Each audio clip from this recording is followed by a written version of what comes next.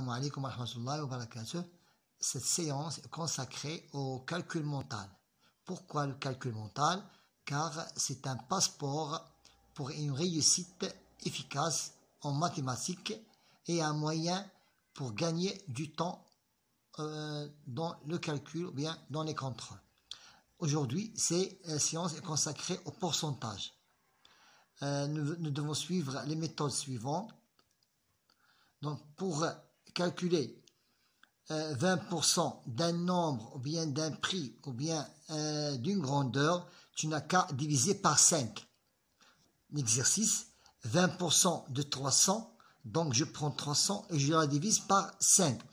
30 divisé par 5, c'est 6. C'est 6. 6 fois 5 est égal à 30 et j'ajoute les zéros des unités.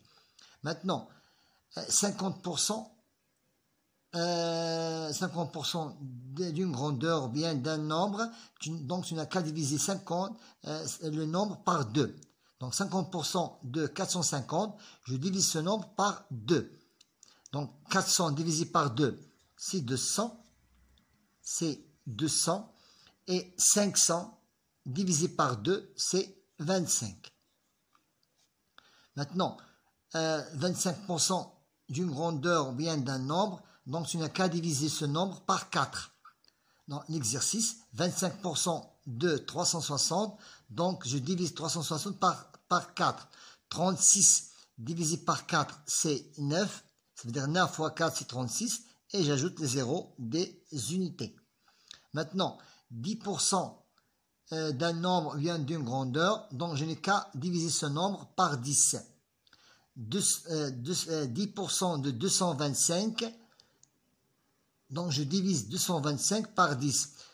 Lorsque je divise un nombre par 10, je n'ai qu'à pousser la virgule d'un pas.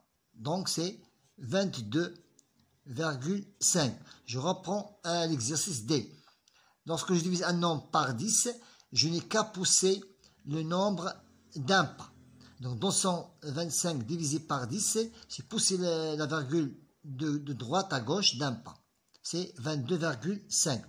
Maintenant, 5% d'un nombre, ou bien d'une grandeur, donc je n'ai qu'à diviser ce nombre par 20. Donc 5% de 180, c'est diviser 180 par 20.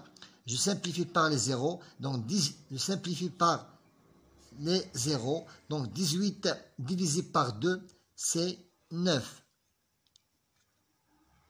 20% c'est divisé par 5, 50% c'est divisé par 2, 25% c'est divisé par 4, 10% c'est divisé par 10 et 5% c'est divisé par 20. Bon courage.